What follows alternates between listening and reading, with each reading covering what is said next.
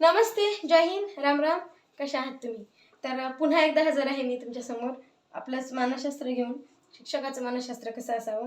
तर तुम्हाला असं वाटत असेल की उदासीनता आहे थोडीशी या क्षेत्रामध्ये, TIT होणार आहे की नाही, परीक्षा होतीच का नाही, TETचा निकाल लागतोच का नाही.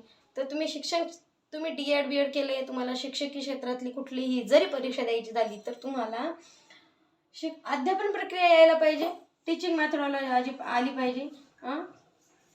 टीचिंग मॅथोडॉलॉजी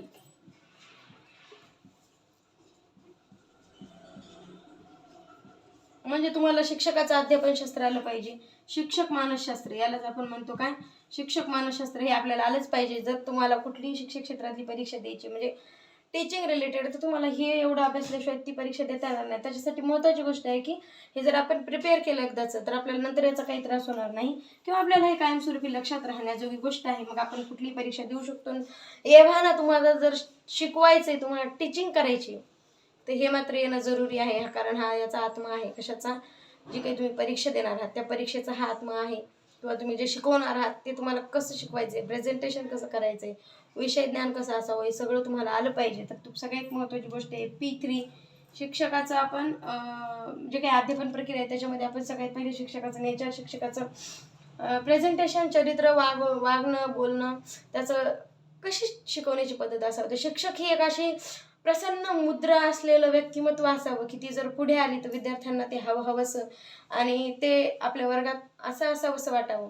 एखादा विषय आहे, तो विषय एखाद्या आवडीचा, एखादा शिक्षक, बघा शिक्षणाची प्रक्रिया पहिली द्विध्रुवीय होती. द्विध्रुवीय म्हणजे फक्त टीचर होता, इकडे शिक्षक होता, इकडे शिक्षक होता आणि इकडे काय होता तर विद्यार्थी होता.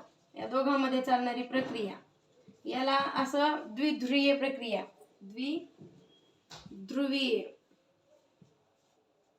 असं म्हणलं. कोण? जॉन लॉक म्हणले असं. जॉन लॉक म्हणले काय की द्विध्रुवीय आहे म्हणे.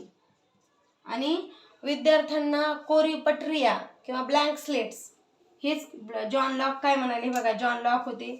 जॉन लॉक म्हणाले विद्यार्थी कोरी पटरिया म्हणजे त्याला काहीच येत नाही. कोरी पटरी म्हणजे रिकामी वही, रिकामं वहीचं पेज, त्याच्यावर काहीच लिहिलेलं नाही म्हणजे कोरी पटरिया असं म्हणलं. कोण?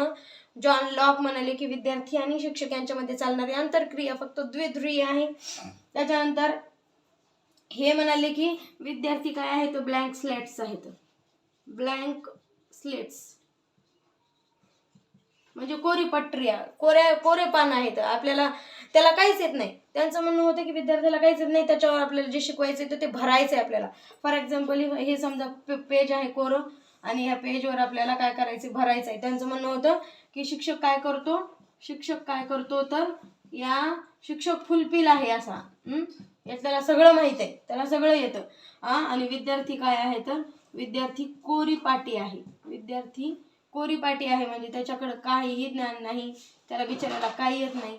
मग याच्यामध्ये फक्त भरणे काय करणे, भरणे, रिकाम्या बॉटलमध्ये पाणी भरणे, तसं म्हणणं होतं. कोणाचं? जॉन लॉक यांचं. जॉन लॉक म्हणले विद्यार्थी काय आहे तर कोऱ्या पाट्या आहेत, ब्लँक स्लेट्स आहेत, त्यांना काही येत नाही, हे एकदम रिकामे पान आहे, तर त्याला भरायचंय शिक्षकाला. आणि त्याच्यामुळं यांच्या या पद्धतीला बऱ्याच जणांनी अपवादात्मक ठरवलं की असं काही नाही आहे की शिक्षक विद्यार्थ्यांना सुद्धा खूप काही माहीत असतं, ते खूप हुशार असतात. फक्त त्यांची ती थिंकिंग आहे तर ती थिंकिंग त्यांची डेव्हलप झालेली नसते किंवा त्या आपल्याला जसं प्रॉब्लेम आहे, आपल्याला आपल्या एखाद्या गोष्टीत प्रॉब्लेम असेल, तुम्हाला तुमच्या बिझनेसचा प्रॉब्लेम असेल, हे बघा आपण जितका विचार करतो तितकाच मुलंही विचार करतात, फक्त त्यांची पद्धती वेगळी असते. आपली त्यांची विचार करण्याची क्षमता सारखीच आहे, क्वांटिटी सारखीच आहे, क्वालिटी चेंजेस आहेत. तुम्ही एखाद्या तुमच्या बिझनेसबद्दल सोचाल, तुमच्या एक्ससोबत भांडण झालं तर तुम्ही त्याच्यावर सोचाल, त्याच्यामुळे तुम्ही परेशान असाल. आणि ते त्यांची पेन तुटली ते त्याच्यामुळे परेशान राहतील, त्यांची वही फाटली ते त्याच्यामुळे परेशान राहतील, त्यांचं एखादं खेळणं तुटले तर ते त्याच्यामुळे परेशान राहतील. पण क्वांटिटी मी काय म्हणते, क्वालिटी काय आहे, सेम आहे. तुमची आणि त्यांची किती आहे, सेम आहे. मोठ्यांची आणि छोट्यांची क्वालिटी चेंजेस आहे, क्वालिटी चेंज आहे. क्वालिटी म्हणजे काय तर क्वांटिटी सेम आहे, क्वालिटी सेम आहे. एक मिनिट, क्वालिटी सेम आहे, क्वांटिटी चेंज आहे. क्वांटिटी म्हणजे मात्रा, क्वांटिटी म्हणजे काय, मात्रा काय डिफरंट आहे. हे बघा, त्यांची आणि तुमची क्वालिटी काय आहे तर डिफरंट आहे. म्हणजे ते वेगळ्या गोष्टी सोचत असतील, तुम्ही वेगळ्या गोष्टी सोचत असतील. आणि क्वांटिटी म्हणजे काय तर सोचणं, हे सेम आहे, हे सेम आहे. सॉरी, माझं लिहिण्यात परत चुकलं. आणि हे काय आहे तर डिफरंट आहे, हे डिफरंट आहे. त्यांची पद्धती सोचण्याची वेगळी असू शकते. ते कशावरती एखाद्या वेगळ्या विषयावर सोचू शकतात. त्यांच्या लाईफमध्ये, त्यांच्या जीवनामध्ये एखादा काहीतरी विषय असू शकतो, पण टेन्शन तेही तेवढंच घेतात, विचार तेही तेवढाच करतात, फक्त पद्धती वेगळी आहे. तुम्ही तुमच्या बिझनेसमध्ये, तुमच्या परीक्षेशी रिलेटेड परेशान आहेत, तुमची TIT होईना म्हणून तुम्ही परेशान आहे. तुमच्या घरातलं एखादं छोटंसं बाळ आहे, त्याची गाडी तुटली आहे, ते त्याच्यामुळे परेशान आहे. माझी गाडी तुटली आहे, पण परेशान तेवढंच आहे, ते विचार तेही तेवढंच करत आहे. त्याची क्वालिटी, जी क्वांटिटी आहे ती सारखीच आहे. आपली त्याची क्षमता जितकी आहे तितकीच आहे. तुम्ही जर 100 सोचत आहात ना, तर तेही 100च सोचतं. फक्त काय आहे तर तुमची वेगळी आहे. तुम्ही एखाद्या दुसऱ्या विषयावर परेशान आहात, ते दुसऱ्या विषयावर परेशान आहे. एवढा बदल जरी तुम्हाला कळाला तरी खूप महत्त्वाची गोष्ट आहे. मग आता हे जॉन लॉक म्हणाले की ही काय आहे, द्विध्रुवीय प्रक्रिया आहे. विद्यार्थी हा फक्त कोरिस्लेट आहे, त्याला काही येत नाही. जॉन लॉक असं म्हणाले. मग जॉन डुई आले. बघा, पुन्हा एक व्यक्तिमत्व आलं. जॉन डीवी म्हणतात त्याला, डीवी. जॉन डुई म्हणा किंवा जॉन डुई म्हणा, हे म्हणाले नाही, शिक्षक आहे. त्याच्यानंतर अभ्यासक्रम आहे किंवा पाठ्यक्रम आहे, आणि इकडं विद्यार्थी आहे. हे म्हणाले हे फक्त एवढं नाही, तर हे विद्यार्थी, शिक्षक, पाठ्यक्रम आणि विद्यार्थी तिघांमध्ये चालणारी आंतरक्रिया आहे. हे जर पाठ्यक्रम पुसून टाकला तर ह्या दोघांमध्ये काही आंतरक्रिया होऊ शकत नाही. त्याच्यानंतर हा विद्यार्थी जर पुसून टाकला तर नुसतं पाठ्यक्रम, म्हणजे एकटा शिक्षक काय पुस्तक वाचत बसेल का नुसता, त्यालाही काही अर्थ नाही. जर हा शिक्षक पुसून टाकला तर एकट्या विद्यार्थ्याला हा पाठ्यक्रम समजणार नाही. म्हणून हे तिघही एकमेकाशी रिलेटेड आहेत, हे खूप महत्त्वाचं आहे असं म्हणले. कोण? जॉन डुई म्हणाले. आणि हे म्हणाले की विद्यार्थी हा काय आहे, क्रिएटिव्ह आहे. विद्यार्थी काय करू शकतो तर सक्रिय शिकू शकतो. तो स्वतः, तो काय करू शकतो तर स्वतः निर्माण, लर्निंग बाय डुईंग. हे म्हणाले लर्निंग बाय डुईंग, हे दिलं कोणी?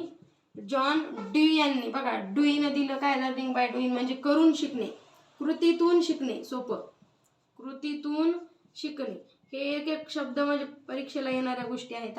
कृतीतून शिकणे असं कोण म्हणालं तर जॉन डुई म्हणाले. आणि फक्त विद्यार्थी कोऱ्या प्लेट आहेत, कोऱ्या स्लेट्स आहेत, रिकामे पान आहेत, रिकाम्या वाटल्या आहेत, त्यांना काहीही येत नाही असं जॉन लॉक म्हणाले. हे म्हणाले नाही, ते कृतीतून शिकतात, ते त्यांच्या अनुभवातून शिकतात, ते त्यांच्या स्वतःच्या प्रिपरेशन मधून शिकतात, ते त्यांच्या वाईट चांगल्या अनुभवातून शिकतात. जर एखादं खेळणं तुटलं तर कोणत्या आपण ओढल्यामुळे तुटलं तर ते डबल ओढणार नाही, त्याला माहिती आहे ते तुटलं म्हणून. एखाद्या वेळेस त्याला जर ते एखाद्या गरम वस्तूला हात लावला आणि त्याला जेव्हा 2-2.5 वर्षानंतर ज्ञान येतं किंवा गोऱ्या एखाद्या गरम वस्तूला हात लावल्यामुळे चटका बसतो तर ते डबल हात लावत नाही. म्हणजे ते कृतीतून त्याने ती गोष्ट शिकली. त्याला त्याचं कोणी ज्ञान दिलं का, त्याला कोणी प्रिपेअर केलं का, त्याला कोणी लिहून ठेवलं का, की त्याला सांगितलं की याला हात लावू नये. त्याला एखाद्या वेळेस जर चटका बसला ते परत तिथे हात लावणार नाही. किंवा त्याला जर एखाद्या वेळेस पडलं एखाद्या दगडावर, ते परत त्या दगडावर शक्य तेवढं जाणार नाही. म्हणजे ते कृतीतून शिकतात, लर्निंग बाय डुईंग होतं असं म्हणाले जॉन डुई. आणि विद्यार्थी कोऱ्या स्लेट्स आहेत, त्याला काहीच येत नाही असं म्हणाले जॉन लॉक. आता आपल्याला बघायचं आहे शिक्षकांकडे ट्रिपल P असावा. ट्रिपल P असावा. कोणता P असावा? ट्रिपल P असावा. एक तर त्याचं काय असावी, पर्सनॅलिटी चांगली असावी. पर्सनॅलिटी म्हणजे त्याचं व्यक्तिमत्व कसं असावं, सभ्य असावं, कपडे चांगले असावे, वागणं चांगलं असावं, बोलणं चांगलं असावं, क्रियाशील असावा आणि प्रसन्न व्यक्तिमत्व असलेला शिक्षक असावा. शिक्षकाच्या जर तोंडावर आठ्या पडत असतील तर विद्यार्थी त्या वर्गात रडायला लागतील, झोपी जातील. त्याच्यामुळे पहिला P झाला हा सिंगल P, डबल P. दुसरा P म्हणजे त्याची प्रिपरेशन असावं. म्हणजे त्याची विषयाची तयारी असावी, विषयाचं ज्ञान असावं, विषय तयारी असावी त्याचा विषय त्याचा परफेक्ट असावा. नाही तर तो जर स्वतः मॅथ शिकवायला त्याचे जर 20पर्यंत पाठ नसतील तर त्यानं गणित कसं शिकवावं. किंवा एखादा शिक्षक आहे त्याला जर विज्ञान शिकवायला आहे, त्याला जर एखाद्या झाडाची माहिती नसेल, प्राण्याची माहिती नसेल, पेशीची माहिती नसेल, त्याला जर ह्युमन ऑर्गन्सची माहिती नसेल, ह्युमन बॉडीची माहिती नसेल आणि तो विज्ञान शिकवायला चालला तर त्याचं विषय ज्ञान तसं असावं, विषय ज्ञान असावं, शिकवण्याची तयारी असावी. आणि तिसरा P आहे तिसरा पी म्हणजे काय आहे तर ते आहे प्रेझेंटेशन. हे खूप महत्त्वाचं आहे. प्रेझेंटेशन म्हणजे काय तर सादरीकरण. सादरीकरण. तर शिक्षक हा बघा एक छान वाक्य आहे की शिक्षकी पेशा किंवा अध्यापन ही एक कला आहे आणि हे एक शास्त्र सुद्धा आहे. हे कला केव्हा आहे? जेव्हा एक शिक्षक शिकवतो आणि जेव्हा समोरचे फक्त त्याच्या प्रत्येक शब्दाकडे लक्ष देऊन ऐकतात, एक ना एक शब्द त्यांच्या कानातून उतरून त्यांच्या माइंडसेट पर्यंत जातो, तेव्हा तो उत्कृष्ट कलावंत सादर होतो. म्हणजे ती कला आहे. आणि जर तुम्हाला पूर्ण झाडांचा अभ्यास करायचा आहे अध्यापन, तर ते एक शास्त्र बनतं. मग जेव्हा तुम्ही एखाद्या विषयाचा सखोल अभ्यास करता तेव्हा ते शास्त्र आहे. पण जेव्हा तुम्ही ते प्रेझेंट करता तुमच्याकडे ती कला असायला पाहिजे. अध्यापन ही एक कला आहे, अध्यापन हे शास्त्र सुद्धा आहे. तुम्ही कोणत्या पद्धतीने घेता ते महत्त्वाचं आहे. तर प्रेझेंटेशन किंवा सादरीकरण अत्यंत महत्त्वाचं आहे, कारण तुम्ही कोणत्या पद्धतीने सादर करता एखादा विषय त्याच्यावरच तो विषय अवलंबून असतो. म्हणूनच मी म्हणते की एखादा विषय आहे, एक शिक्षक आहे, तो शिक्षक जर विद्यार्थ्यांना आवडायला लागला तर त्याने शिकवलेला विषय सुद्धा हळूहळू त्या विद्यार्थ्यांना आवडायला लागतो. पण एखाद्या वेळेस कदाचित तोच विषय तोच शिक्षक किंवा एखादा दुसरा विषय तोच शिक्षक जर शिकवायला लागला तर विद्यार्थ्यांना तो समजत नाही. म्हणजे एका शिक्षकाच्या एका विषयावर काय असते, कमांड असते, कला असते. तर एका सादरीकरणाला सुद्धा खूप महत्त्व आहे. शिक्षकानं काय त्याचं नेचर कसं असलं पाहिजे, प्रेझेंटेशन करायला एकदम खुश, एकदम मजेत आणि सहज शिकवलेलं लक्षात राहायचं असं त्याचं व्यक्तिमत्व असावं. नाही तर ते शिक्षकच जर असा भयानक सिरियस झाला त्याच्या तोंडाकडे बघून विद्यार्थ्यांनाच वाटतं आता काय बॉम्ब पडतो का काय डोक्यावर, परेशान होऊन जातात आणि त्यांच्या काही लक्षात राहत नाही. तर त्याच्यासाठी पर्सनॅलिटी, प्रिपरेशन आणि प्रेझेंटेशन ह्या तीनही गोष्टी खूप महत्त्वाच्या आहेत. कशामध्ये? टीचिंगमध्ये. हा P3 जर ज्याला जमला तर तो उत्कृष्ट शिक्षक. म्हणजे शिकवणे ही एक कला आहे आणि शिक्षक हा त्या कलेचा सादरकर्ता आहे, कलावंत आहे. एखादं नाटक उत्कृष्ट जर करायचं असेल तर त्यातला कलाकार चांगला लागतो, तेव्हा असावा लागतो, तेव्हा ते नाटक काय होतं तर उत्कृष्ट होतं. जसा सॅमी सॅमी सामी सामी तसा ते डायलॉग आहे. काय डायलॉग आहे? मैं झुकेगा नाही साला. त्यानं ते उत्कृष्ट सादरीकरण केलं अल्लू अर्जुननं तिथं. म्हणून तो प्रत्येकाच्या दिमागात फिट बसलेला विषय आहे का नाही. त्याच्यासाठी काय लागतं, तो कलाकार उत्कृष्ट आहे म्हणून त्यानं ते प्रेझेंटेशन उत्कृष्ट दिलं, म्हणून तो पिक्चर हिट झाला किंवा ते चित्रपट हिट झाला. सांगण्याचं तात्पर्य आहे की कुठली गोष्ट करायची ते इतकं मन लावून, जीव लावून, ओतून करावं लागते की ते परफेक्ट काय झाली पाहिजे, समोरच्यांना समजली पाहिजे, त्याच्या डोक्यात गेली पाहिजे. आणि त्याच्यासाठी काही वैशिष्ट्ये आहेत शिक्षकी पेशाचे किंवा शिकवण्याचे. काय वैशिष्ट्य येतं? अध्यापन ही एक कला आहे आणि एक शास्त्र आहे. झालं आपलं कौशल्यपूर्ण अध्यापन एक कला. एक शिक्षक हा एक काय आहे, कौशल्यपूर्ण अध्यापन करता आलं पाहिजे. शिक्षक हा कलावंत आहे आणि शिकवणे ही कला आहे. एखाद्या विषयाची पद्धतशीर अभ्यासशास्त्र. अभ्यास म्हणजे शास्त्र. मी म्हणलं एखाद्या विषयाचा पद्धतशीर अभ्यास म्हणजे शास्त्र आणि एखादा विषय प्रेझेंट करणे म्हणजे ती कला. अध्यापनाचा केंद्रबिंदू विद्यार्थी असावा. केंद्रबिंदू इथं नेहमी काय असावा? विद्यार्थी असावा. काय केंद्रबिंदू नेहमी विद्यार्थी असावा. का विद्यार्थी असावा माहित आहे का? कारण शिकवतोय कोणासाठी? विद्यार्थ्यासाठी. अभ्यास पद्धती विद्यार्थ्याला अवलंबूनच असावी, त्याला समजेल अशीच असावी, त्याच्या वयाला धरून असावी, त्याच्या कला, गुण, आवड याला धरून असावी. नाही तर ते शिक्षक विद्यार्थ्याला काहीच समजत नाही पण तुमचं शिकवणं चालूच आहे असा जर विषय झाला तर ते त्याच्या डोक्यामध्ये काही जाणार नाही. म्हणून हा जो विषय आहे विद्यार्थी केंद्रबिंदू असावा. शिकवणे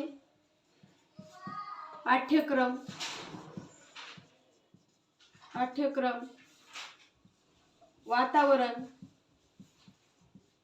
शाळेचं वातावरण किंवा विद्यार्थ्याला शाळेची वेळ, त्याच्या बालवर्गाचे विद्यार्थी जर तुम्ही म्हणजे 9 ते 5 बसवले तर ते बसतील का नाही. तर वेळ, त्याचं वय इथं लक्षात ठेवावं. वय ह्या सगळ्या गोष्टी या विद्यार्थ्याला केंद्रबिंदू मानून असाव्यात. जे विषय असतील शिकवणं. तर पहिलीतच जर डायरेक्ट एखाद्या इंग्रजीचं पुस्तक दिलं तर त्याला समजेल का नाही.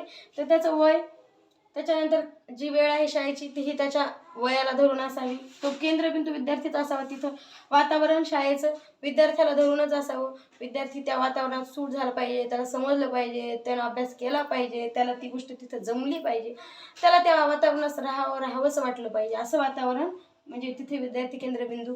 पाठ्यक्रम शिकवणे, पाठ्यक्रम म्हणजे जो अभ्यासक्रम आहे निर्धारित केलेला, तो अभ्यासक्रम सुद्धा केंद्रबिंदू त्याचा विद्यार्थीचा असावा.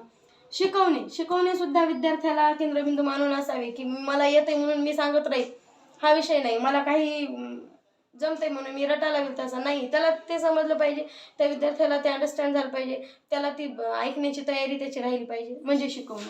त्याच्यानंतर विषय जे असतील ते त्या विद्यार्थ्याला धरून असावे. म्हणजे विद्यार्थी इथं काय असावं, केंद्रबिंदू असावं. त्याची बुद्धी आणि त्याची परिपक्वता सुद्धा इथं लक्षात घ्यावी. त्याची काय असेल, बुद्धी आणि परिपक्वता. त्याची बुद्धी आणि परिपक्वता. पण हा स्पेलिंग मिस्टेक काय करणार, जास्त दिवस नाही लिहिण्याचा परिणाम. बुद्धी परिपक्वता म्हणजे काय बघा. आता जो विद्यार्थी आहे, पहिलीतल्या विद्यार्थ्याला 10वीचं पुस्तक जमणार नाही, तशा पद्धतीने त्याची परिपक्वता असावी लागते. बुद्धी, त्या विद्यार्थ्याची बुद्धी तशी असावी लागते, म्हणजे त्याला ती गोष्ट समजण्यासारखी त्याची बुद्धी वाढलेली असावी किंवा प्रज्ञिकता असावी. एक मिनिट.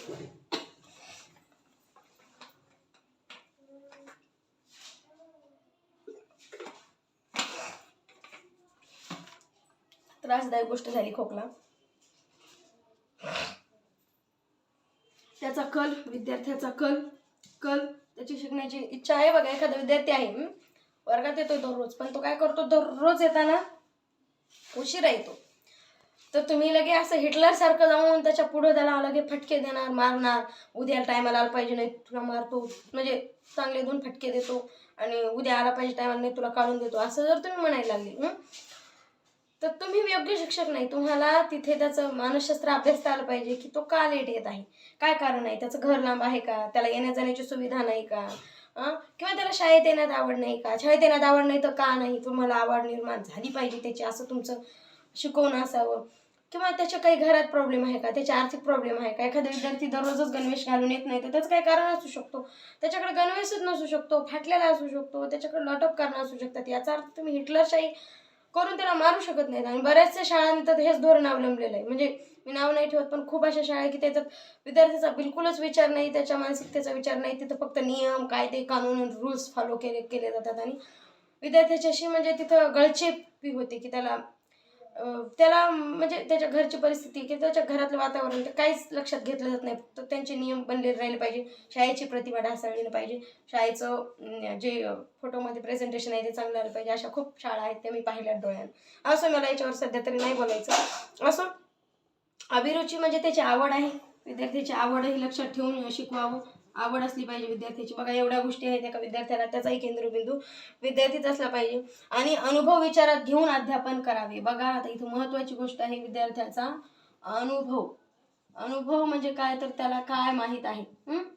पहिलीच्या जे एखादा मुलगा आहे, एखादा विद्यार्थी आहे, शाळेत नवीन आला आहे, तुम्ही पहिलीच्या वर्गात त्याला शिकवत आहात आणि तुमच्या पहिलीचा वर्ग आहे आणि त्याच्याकडे जर 100पर्यंत उजळणी किंवा काहीच त्याला 1-2च माहीत नाही, तर तुम्ही डायरेक्ट त्याला जर बेचा पाडा शिकवायला लागले तर जमेल का नाही. त्याला तुम्हाला त्याचा अनुभव काय आहे, तुम्ही जर त्याला एखादी गोष्ट शिकवायला लागली, तुम्हाला शैक्षणिक साहित्य तुमच्याकडे असेल पाहिजे, तुम्ही त्याला ते दाखवायला पाहिजे, किंवा तुमच्याकडं अशी काहीतरी कला असली पाहिजे की त्याचा जे काही अनुभव आहे तर ते तुम्ही माहीत करून घेतला पाहिजे. आणि उत्कृष्ट शिक्षक तोच जो विद्यार्थ्यांना बोलकं करतो, जो विद्यार्थ्यांकडून त्याला जे माहीत आहे ते जाणून घेतो.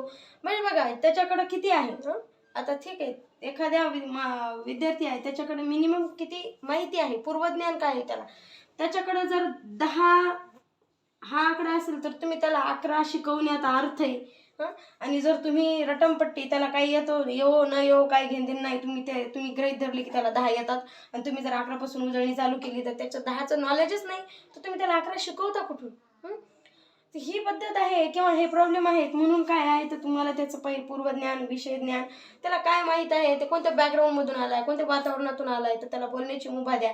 नाही तर हिटलरशाही नसतं, तू चुप मी फटके देणार असं जर म्हणलं तर तो विद्यार्थी शिकणारही नाही, त्याला त्या गोष्टी समजणार नाहीत आणि त्याला ते अंडरस्टँड होणार नाही. त्या वातावरणात त्याला राहावंसं वाटणार नाही, शिकावंसंही वाटणार नाही. म्हणून अभिरुची किंवा आवड, अध्यापन किंवा शिकवणं हे जीवनाशी जोडून शिकवणं असायला पाहिजे. पुढचा पॉईंट आहे, ह्या गोष्टी समजल्या असतील. वातावरण चांगलं पाहिजे, त्याचं वय, त्याचा आवड, त्याच्यानंतर विषय, त्याची आपली शिकवण्याची पद्धती, सगळ्याचा केंद्रबिंदू विद्यार्थी असावा. दुसरा पॉईंट आहे पुढचा. आता आपल्याकडे एवढाच व्हाईट बोर्ड आहे, म्हणजे इतकीच जागा आपली व्यवस्थित लिहिण्याजोगी दिसते कॅमेऱ्यामधून, म्हणून मी इथे लिहिते. तुम्ही एकानंतर एक पॉईंट अशी लिहित राहील. त्याच्यानंतर जीवनाशी जोडून शिकवणे. जीवनाशी जोडून शिकवणे खूपच महत्त्वाची गोष्ट आहे, की जीवनाशी जोडून शिकवावं. जोडून म्हणजे रिलेट शिकवणे काय आहे बघा, खूप महत्त्वाची गोष्ट आहे, की याच्यामुळेच बरेच विद्यार्थी म्हणजे शिक्षणात मार खातात, की त्यांना या गोष्टी समजतच नाहीत. आता हे बघा, जे काही आहे समजा आपल्याला जर धातू अधातू शिकवायचे, विज्ञानात आहात तुम्ही जर धातू अधातू शिकवत आहात, तर तुम्ही साधं उदाहरण देऊ शकता विद्यार्थ्यांना, की बाबा तुमच्या घरात टेबल आहे का? ते म्हणणार आहे. तुमच्या घरात तू पाणी पितो का? तर तू ग्लासनं तांब्यानं पाणी पितो, तो मेटल आहे, ते मेटलमध्ये येतं किंवा ते धातूमध्ये येतं. तुम्ही जर नॉन मेटल शिकवत आहात, तर तुम्ही त्याला सरळ उदाहरण देणार, की बाबा तुझ्या हातामध्ये ही जी पेन आहे, तर ही पेन कशाची? प्लास्टिकची आहे. मग ही पेन कशाची आहे? हे अधातूमध्ये येतं. असं त्याला तुम्ही जीवनाशी जोडून शिकवा, तेव्हा ते सगळं त्याला आपलंसं वाटेल, शिकावंसं वाटेल. तुम्ही कडधान्य शिकवताय, तर तुम्ही त्याला म्हणा, की तू सकाळी पोळी जो खातो, तर तू कशाची खातो?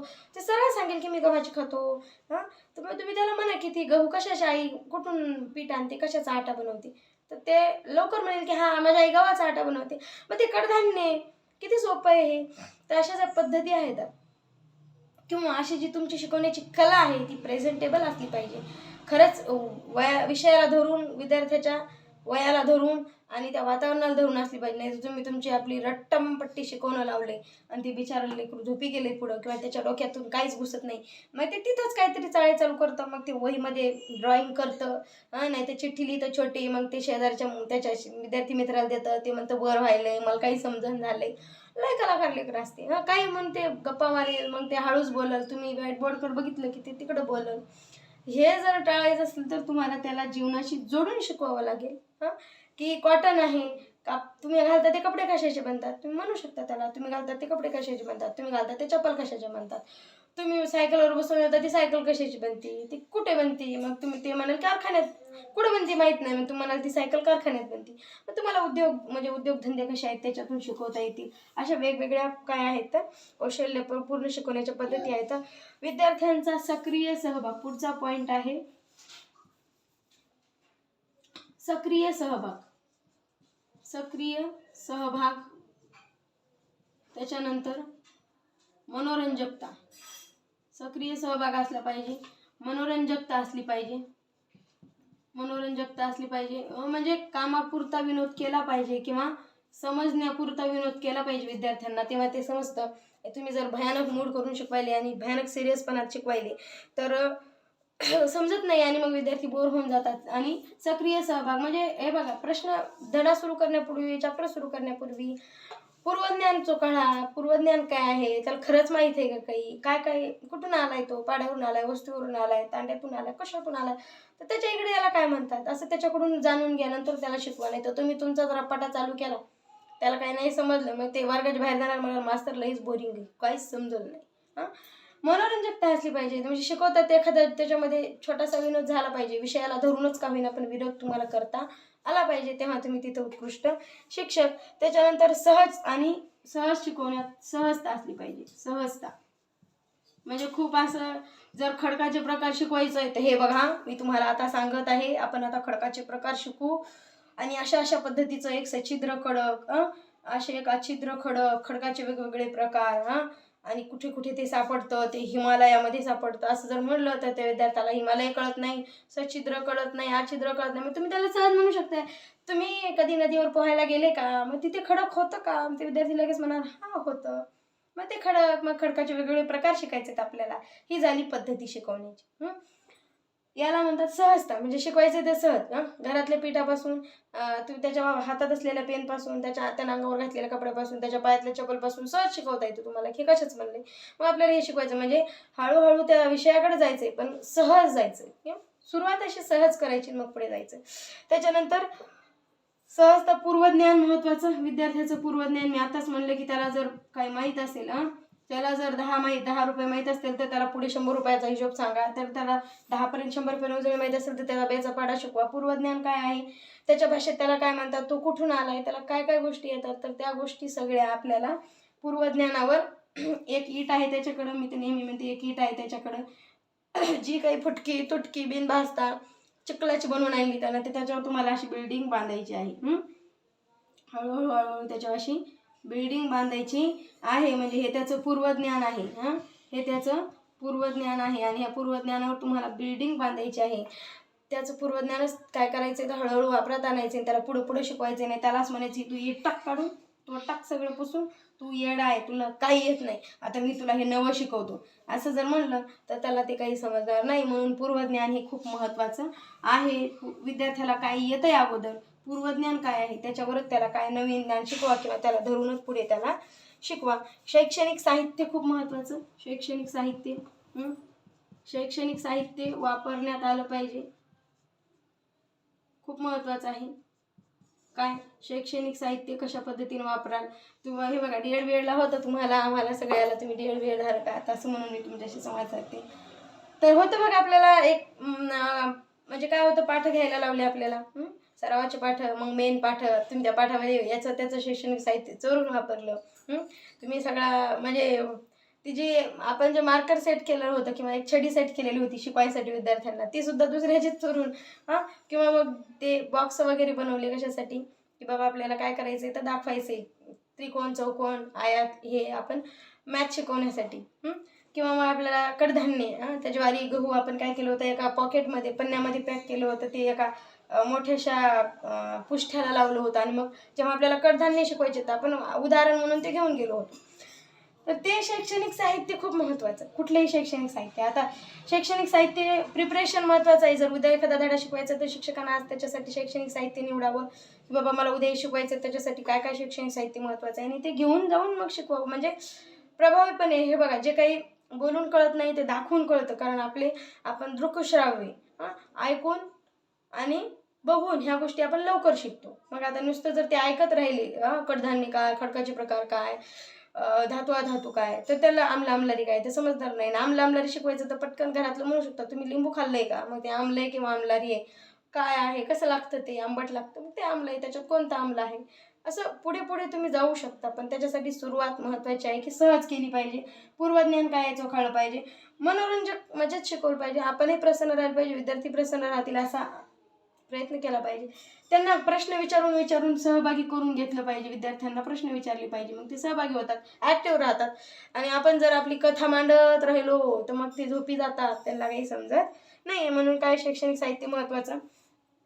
आता पुढे काय पॉईंट आहे तर ज्ञाताकडून अज्ञाताकडे गेलं पाहिजे. शिक्षकानं कसं गेलं पाहिजे, ज्ञाताकडून अज्ञाताकडे, नोन टू अननोन, अज्ञाताकडे. बरोबर आहे का गुरुजींनो,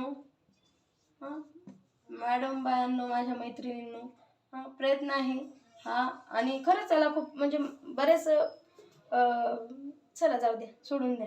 अज्ञाताकडून अज्ञाताकडे म्हणजे काय तर नोन टू अननोन, म्हणजे जे माहीत आहे त्याच्याकडून माहीत नाही त्याच्याकडे नाही. आता जर पृथ्वी शिकवायची, उदाहरणार्थ सांगते मी, पृथ्वी शिकवायची तर तुम्हाला जर विद्यार्थ्याला पृथ्वी शिकवायची, तुम्ही जर म्हणले की पृथ्वी अशी आहे, पृथ्वीला इतके % पाणी आहे, इतक्या % त्याला 71% पाणी आहे, बाकीचं काय 29% जमीन आहे, असं जे काही तुम्हाला सांगायचं शिकवायचं, तर तुम्ही जर असं सांगायला लागले, इथं जर तुम्ही अशी एक पृथ्वी काढून दिली आणि पृथ्वी आहे म्हणलं, हे अर्थ आहे माझ्या दृष्टीने, हे अर्थ आहे, मला अशाच आकृती येते, असे अर्थ आहे, याच्यामध्ये काही भाग पाण्याचा आहे, असा इथं भारत देश आहे, असं बऱ्याचशा गोष्टी शिकवायच्या तुम्हाला. तर तुम्ही डायरेक्ट त्याला जर तसं विद्यार्थ्याला सांगायला आणि त्याच्या डोक्यात काही समजणार नाही, तर तुम्ही काय करू शकता माहिती आहे का, एक छानपैकी बॉल त्याच्या पुढं तुम्ही त्याला म्हणणार की तुम्ही बॉल बघितलाय का, ते म्हणणार हां, तुम्ही जे बॉलने खेळता तो बॉल बघितलाय, फुटबॉल बघितला का मोठासा, हो, मग अशा फुटबॉलसारख्या आकाराची आपली पृथ्वी आहे, किंवा आपल्याला चंद्र शिकवायचा आहे तर फुटबॉलसारख्या आकाराचा गोल असा आपला चंद्र आहे, मग त्या चंद्रावर किंवा त्या पृथ्वीवर आपण असे वरतून राहतो. मग आपण ते म्हणाल की आम्हाला कसरून कशा जात नाही, मग त्याला आपण हळूच सांगणार, किंवा आपल्याला ग्रॅव्हिटेशनल फोर्स शिकवायचा आहे तर मग आपण त्याला हळूच सांगणार की या पृथ्वीच्या आतमध्ये त्याच्या केंद्रबिंदूमध्ये जी आहे किंवा ग्रॅव्हिटेशनल फोर्स आहे 9.9 8. तर त्याच्यामुळं काय होतं, तर त्याच्यामुळं आपण काय करतो, आपण नेहमी पृथ्वीकडे खेचलेले राहतो. म्हणूनच मग हळूहळू आपण, जर तुम्हाला न्यूटनचा सिद्धांत जरी शिकवायचा तर तसं तुम्ही सांगू शकता की वर गेलेली वस्तू खालीच पडते, न्यूटनचा सिद्धांत आहे का, तर ह्या पृथ्वीमध्ये असलेलं जीचं जे व्हॅल्यू आहे ग्रॅव्हिटेशनल फोर्स, त्या फोर्समुळं किंवा गुरुत्वीय बलामुळं प्रत्येक वस्तूवरून खाली येते. हे झालं ज्ञाताकडून अज्ञाताकडे जाणे, म्हणजेच काय, तर जे माहीत आहे त्याच्याकडून जे माहीत नाही तिकडे जाणं. ही झाली एक काय, आपल्या शिकवण्याची पद्धत. ज्ञाताकडून अज्ञाताकडे जाणे, माहीत नाही त्याच्याकडून माहीत आहे त्याच्याकडे जाणे, विशेष ते सामान्य. आता पुढची एक आहे पद्धत, किंवा आपण त्याला तुमच्या पद्धतीत तुम्ही काही म्हणा, विशेष ते सामान्य. विशेष ते सामान्य म्हणजे काय, हे बघा, आता तुमच्या घरात तुमचे बाबा आहेत, तुमच्यासाठी ते विशेष आहेत. का बरं, तर ते तुमचे बाबा आहेत, एकमेव आहेत. पण ते जेव्हा बाहेर भीडमध्ये जातात किंवा बाहेर जेव्हा खूप साऱ्या लोकांमध्ये जातात तर तेव्हा सामान्य माणूस होतात ते, किंवा सामान्य आहेत, ते एक व्यक्ती आहेत. जर एखादं जर समजा व्यक्तिमत्व आहे आणि ते विशिष्ट आहे. फॉर एक्झाम्पल आपण काय म्हणतो की खूप सारे तिथं 100 लोक होते आणि त्या 100 लोकांमध्ये तुमचे बाबा होते. तर तुमचे बाबा जेव्हा घरी आले तेव्हा ते विशिष्ट झाले, कारण ते तुमचे बाबा आहेत घरी आले. पण बाहेर गेले तेव्हा ते सर्वसामान्य झाले, सामान्य झाले. म्हणजे तसंच आहे, विशेष ते सामान्य जायचं, विशिष्टापासून सामान्याकडे जायचं. हळूहळू काय, अगोदर सर्वनाम शिकवायचं, मग अगोदर नाव शिकवायचं. नाम काय आहे, कुठल्याही वस्तूच्या नावाच्या, व्यक्तीच्या, वस्तूच्या किंवा स्थळाच्या नावाला नाम म्हणतात. आणि मग आज हळूच शिकवायचं की रामा काय आहे, नाम आहे. म्हणजे हे काय झालं, विशिष्ट करून सामान्याकडे आलं. पहिल्यांदा काय केलं आपण, नोन टू अननोन गेलो, माहीत आहे त्याच्यापासून माहीत नाही तिकडे गेलो. आता काय केलं आपण, विशिष्ट ते सामान्य. आता नाम आहे, रामा काय आहे, रामा नाम आहे, रामा हे एक नाम आहे, बरोबर आहे. मग पहिल्यांदा काय केलं आपण, की पहिल्यांदा सांगितलं कुठलीही व्यक्ती, वस्तू किंवा स्थळ याच्या नावाला आपण नाम म्हणतो. हे काय झालं, व्यक्ती, वस्तू किंवा स्थळ याच्या नावाला आपण काय म्हणतो, नाम म्हणतो, बरोबर आहे. आणि मग आपण हळूच म्हणलं की रामा हे काय आहे, नाम आहे. मग अगोदर विशिष्ट म्हणजे आपण त्याची व्याख्या केली अगोदर, नंतर त्याचं उदाहरण सांगितलं. म्हणजे विशिष्ट ते सामान्य हे याचं उदाहरण झालं. पुढे झालं, तर आपण बघितलं की विशेष ते सामान्य जाणे, सोप्यापासून तर कठीणाकडे जाणे बघितलं. मूर्त ते अमूर्त, मूर्त ते अमूर्त म्हणजे काय, जे माहीत आहे त्याच्यापासून जे माहीत नाही तिकडे जाणे, कल्पनेत जाणे. आता गोल दाखवला, राऊंड दाखवलं, चेंडू दाखवला, हे झालं माहीत असलेलं किंवा मूर्त झालं पुढे असलेलं. मग आता कल्पनेत पृथ्वी आपल्याला सोचायची आहे, विद्यार्थ्यांना सोचायला लावायची की अशी अशी पृथ्वी आहे. मग ते अज्ञाताकडे अमूर्त, मूर्तकडे जाणार, कॉन्क्रीट टू ॲब्स्ट्रॅक्ट जाणार. कॉन्क्रीट टू ॲब्स्ट्रॅक्ट म्हणजे मूर्त ते अमूर्त, ठीक आहे. आता पुढे जाऊ आपण. त्याच्यानंतर आहे कृतीला महत्त्व. जे काही समवाय साधने आहे, कृतीला महत्त्व असावं. जी काही कृती आहे, कुठलीही कृती असो, कृतीला महत्त्व द्यावं. विद्यार्थी बोर न होणे, त्यांचा सहभाग असणे, या सगळ्या गोष्टीसाठी कृती महत्त्वाची आहे. कृती खेळ खेळून शिकवा, किंवा एखादा तुम्ही गाऊन शिकवा. एखादा जर तुम्हाला तिथे एखादा धडा आहे आणि त्या धड्यामध्ये 4 पार्ट आहेत, तर मग 4, 1, 2, 3, 4 अशी कोणतरी मुलं घ्या. एकाला श्यामा बनवा, एकाला रामा बनवा, एकाला सीता बनवा, एकाला काय ते पुढचं जे काही तिथं कॅरेक्टर आहे ते बनवा, लक्ष्मण बनवा. आणि असं काय करा, तर त्याला, आणि मग हे काय करतील, विद्यार्थी सक्रिय राहतील, त्याच्यामध्ये शिकतील. आता तुम्हाला जर ठीक आहे एखादा विज्ञानाचा धडा शिकवायचा, तुम्ही असं म्हणू शकता की उद्या तुम्ही प्रत्येक जण एक एक कडधान्य घेऊन या. हे झालं ते कृतीतून शिकणं. ते सक्रिय राहतील त्याच्यामध्ये, स्वतःही ते क्रिएट राहतील, स्वतःही ते, तुम्ही त्यांना सांगा की तुम्हाला एखादी आवडलेल्या गोष्टी निबंध लिहून आणा, आणि मग ते निबंध काय करा, तुम्ही तपासा, बघा तुम्ही त्यांची कृती किंवा त्यांचे विचार कसे आहेत, आणि हळूहळू त्यांना सहभागी करून घ्या. कृतीला महत्त्व द्या, त्यामुळे काय करतील विद्यार्थी, नेहमी सहभागी राहतील. कृतीला महत्त्व देणे आणि समवाय साधणे, एका विषयाचा दुसऱ्या विषयाशी समवाय साधणे. एक विषय आहे, एक विषय ते दुसरा विषय, दुसऱ्या विषयात हळूच घेऊन जाणे म्हणजे समवाय. एका विषयातून दुसऱ्या विषयात हळूच घेऊन जाणे म्हणजे एक विषय आहे तर त्या विषयातून दुसऱ्या विषयात जाणे, असं हळूच उडी मारणे. फॉर एक्झाम्पल तुम्ही शिकवत आहात काय, तर आता तुम्ही शिकवत आहात भूगोल. भूगोलामध्ये तुम्हाला आहे काहीतरी असते, समजा तुम्ही भूगोलामध्ये एखाद्या वेळेस तुम्ही म्हणलं की इथे अशा अशा पद्धतीचं काय आहे, तर डोंगर आहे आणि किंवा खूप मोठा कडा आहे, डोंगर आहे. मग आता त्या डोंगरामध्ये कोणते खनिज सापडतात, हा डोंगर आहे, डोंगर कुठला तरी, ते झालं कशाचं, भूगोलाचं उदाहरण. हां, भौगोलिक आहे ते, डोंगर म्हणजे भौगोलिक आहे. पण त्याच्यामध्ये सापडणारे जे खनिज आहेत, आता इथे या डोंगरामध्ये खनिज सापडतात काही, तर हे खनिज काय झाले, विज्ञान झाले. बरोबर आहे, बरोबर आहे का?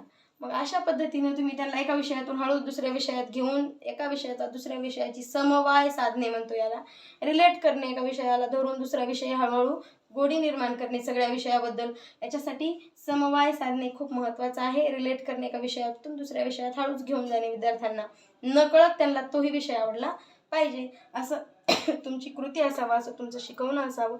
आणि काय करणे तर हळूहळू समवाय साधणे, क्षमता विकसित करणे, क्रिएटिव्हिटीला महत्त्व देणे, क्षमता विकसित करणे. विद्यार्थ्यामध्ये बऱ्याच क्षमता असतात, तुम्ही त्यांना विकसित करायला मदत करायला पाहिजे. क्षमता विकसित करणे, आता बघा प्रत्येक विद्यार्थ्यामध्ये काही ना काही क्षमता असते. क्षमता विकसित करणे काय, एखादा विद्यार्थी आहे त्याला खूप भाषणामध्ये आवड आहे, खूप भाषणामध्ये आवड आहे, तर तुम्ही त्याला चांगले चांगले भाषणाचे धडे देऊ शकता, त्याला चांगल्या चांगल्या पद्धतीने प्रत्येक कार्यक्रमात भाषण घे म्हणू शकता. आणि त्याला हळूच एक त्याच्यातला जो काही सुप्त गुण आहे, ते त्याच्यामध्ये एक वक्ता दडलेला आहे, तो बाहेर येईल आणि त्याला त्याचे काय होतं, कृतीला महत्त्व होईल आणि त्याच्यातल्या क्षमता डेव्हलप होत्या.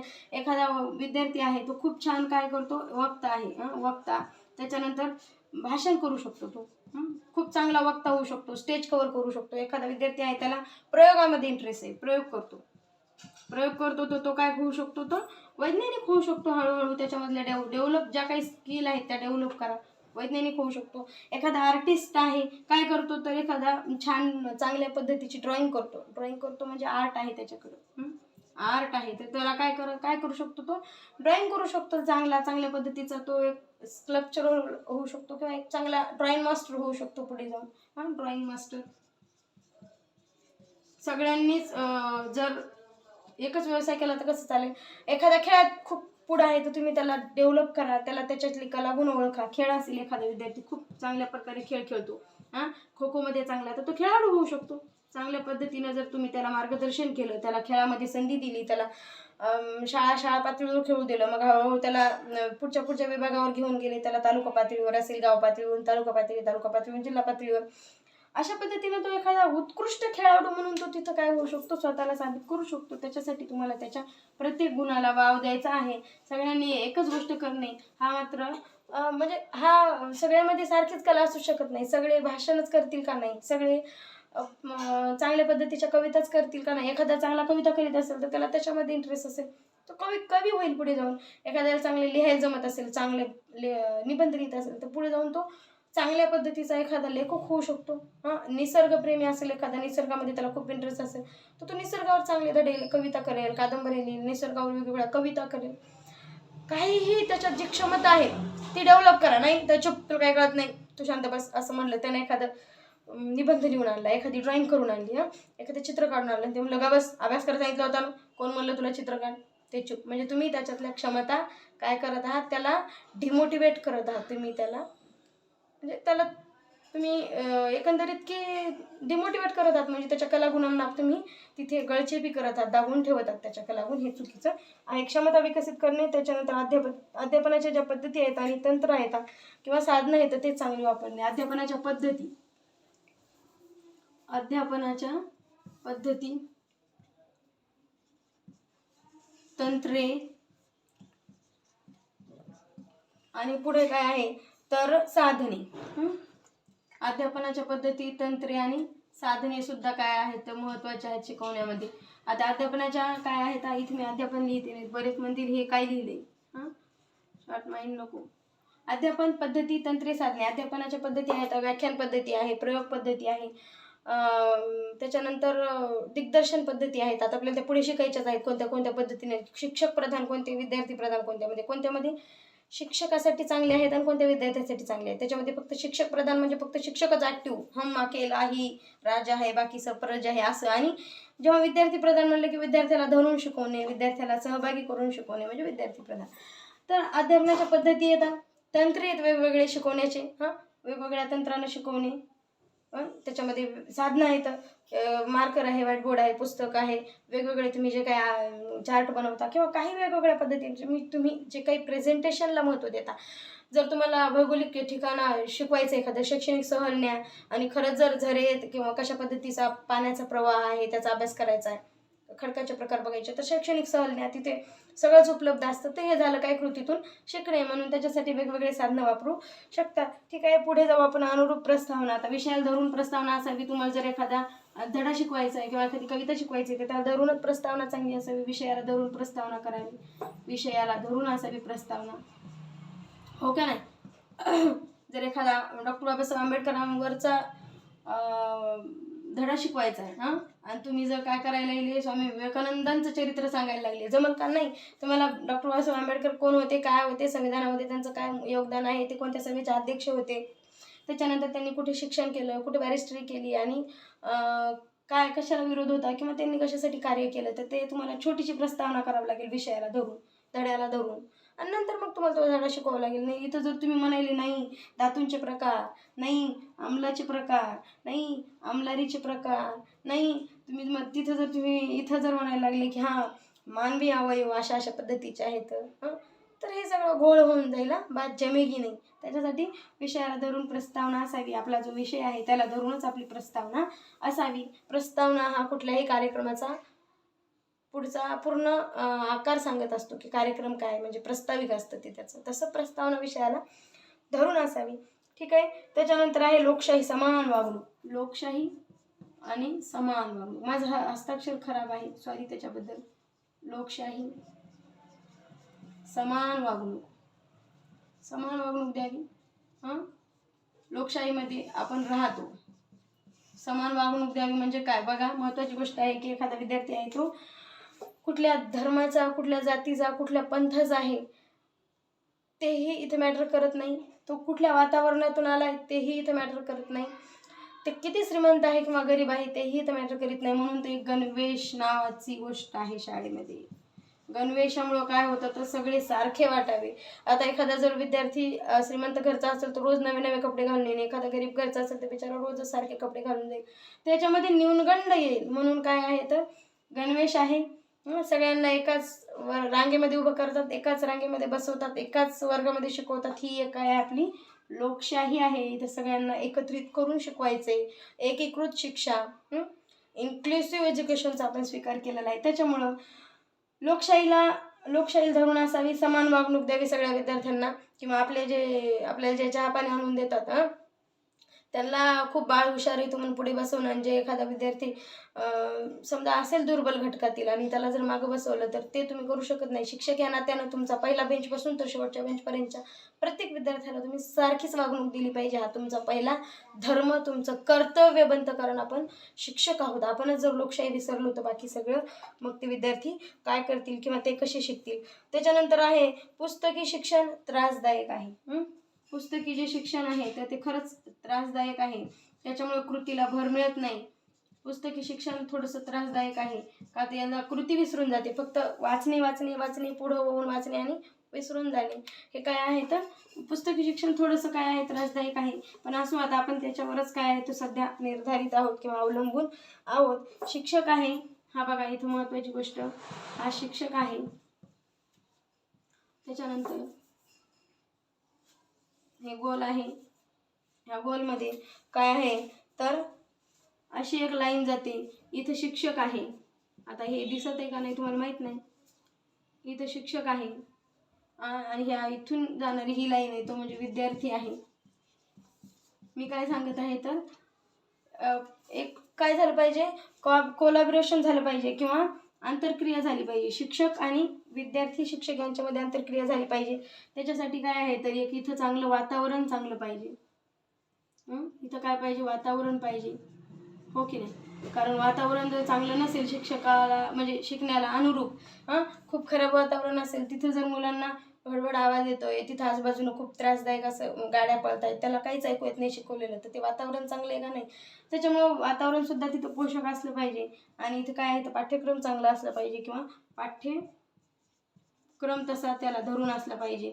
तेव्हा काय होईल तर ही आंतरक्रिया चांगल्या चालतील. म्हणजे काय आहे तर बघा हे 4 घटक आहेत. एक तर शिक्षक कसा असावा? शिक्षक आणि विद्यार्थी यांच्यामध्ये आंतरक्रिया होते, एक तर विद्यार्थी वातावरण यांच्यामध्ये आंतरक्रिया होते, एक तर विद्यार्थी आणि पाठ्यक्रम यांच्यामध्ये आंतरक्रिया होते. शिक्षक आणि पाठ्यक्रम यांच्यामध्ये आंतरक्रिया होते आणि शिक्षक आणि वातावरण हे सगळे घटक जर इथे व्यवस्थित असतील तरच काय होतं, तर एक विद्यार्थी व्यवस्थितरित्या शिकतो किंवा त्याला सगळ्या गोष्टी कळतात. ठीक आहे, तर आता आपण पुढे जाऊ. आता छोटासा एक पार्ट आहे जो की आपल्याला दिलेला आहे. कोणा? त्यांचं नाव आहे B.O. Smith. B.O. Smith. B.O. Smith यांनी काय केले तर B.O. स्मिथ यांनी चतुसूत्री दिलेली आहे शिक्षणाची किंवा अध्यापनाची. चतुसूत्री.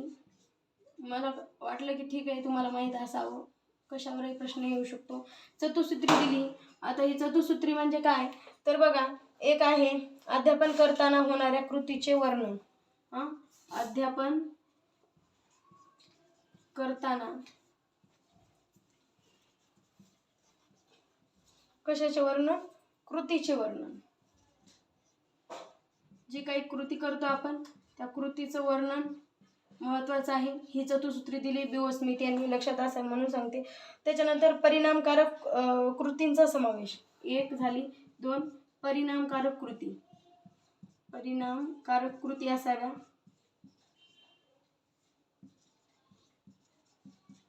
परिणामकारक कृतींचा समावेश. त्याच्यानंतर पुढची गोष्ट आहे उद्दिष्टाधिष्ठ अध्यापन. म्हणजे जे काही शिक्षण आहे ते उद्दिष्टाला धरून असावं. तुम्हाला शिकवायचं आहे, तुम्ही शिकवायला ते त्याला काही अर्थ नाही. जे उद्दिष्ट साध्य करायचे आपल्याला त्याला धरून शिक्षण असावं.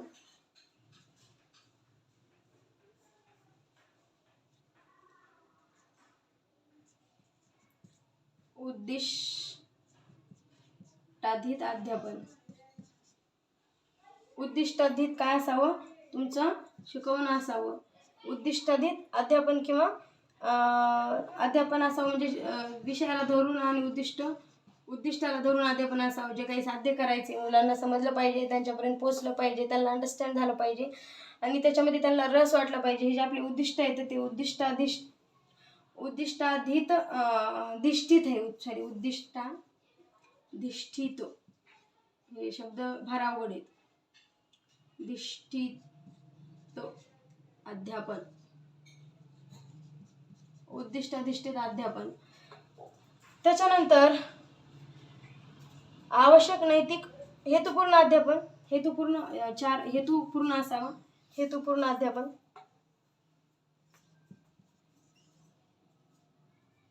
सॉरी, चतुसूत्री नाही, ही पंचपदी आहे. परत मिस्टेक व्हायला नको. I am extremely sorry. पंचपदी आहे. पंचपदी दिली ही. ते कधी कधी पंचपदीवर सुद्धा प्रश्न येतो. पंचपदी B.O. स्मिथ यांनी दिली. B.O. स्मिथ यांनी पंचपदी दिली आणि ती पंचपदी आपण बघत आहोत. तर आता आहे इथं हेतुपूर्ण अध्यापन. हेतुपूर्ण अध्यापन म्हणजे हेतू काय आहे ते आपला साध्य असावा. हेतुपूर्ण अध्यापन. आणि त्याच्यानंतर पुढे आहे आवश्यक नैतिक अटींची पूर्तता. 5 नंबरचा आहे आवश्यक नैतिक अटींची पूर्तता. नैतिक अटी, ज्या काही नैतिक अटी आहेत त्यांची पूर्तता आपण केली पाहिजे. नैतिक अटींची पूर्तता.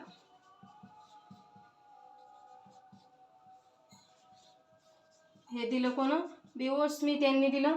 बघा, काही व्यवहारवादी होते सायकोलॉजिस्ट, काही म्हणजे काही व्यवहारवादी होते, काही कृतीवादी होते. काही म्हणायचे कृती करूनच होतं सगळं काही, काही म्हणायचे व्यवहारातून किंवा वातावरणातूनच बरंच काही शिकता येतं. तर आपल्याला ते आता पुढे बघायचंच आहे कशा कशा पद्धतीनं आहे, काय आहे. सगळ्यात पहिलं आपल्याला P3 लक्षात ठेवलं पाहिजे, पर्सनॅलिटी.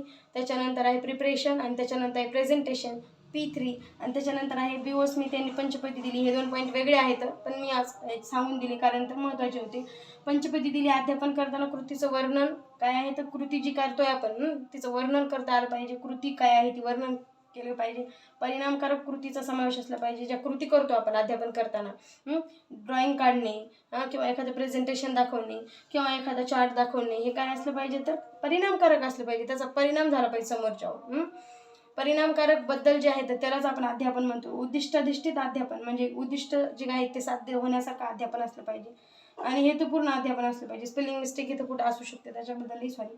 हेतुपूर्ण अध्यापन म्हणजे आपला जो हेतू आहे, मला जे सांगायचं तुम्हाला ते तुमच्यापर्यंत पोहोचलं का बस झालं. मी कोणत्या पद्धतीने सांगितलंय त्याला काही नाही, पण तुमच्यापर्यंत ते पोहोचलं पाहिजे किंवा शिकवणारे जे ऐकतोय किंवा शिकते त्याच्यापर्यंत पोहोचलं पाहिजे. आणि आवश्यक तिथं नैतिक अटीची पूर्तता म्हणजे नैतिकताही जोपासली पाहिजे. आपण आपल्या लिमिट्स किंवा बाउंड्रीज क्रॉस करून ते केलं नाही पाहिजे. काही ज्या नैतिकता आहे तर ते आपण तिथे काय केलं पाहिजे, तर त्यांचा तिथं आपण वापर केला पाहिजे.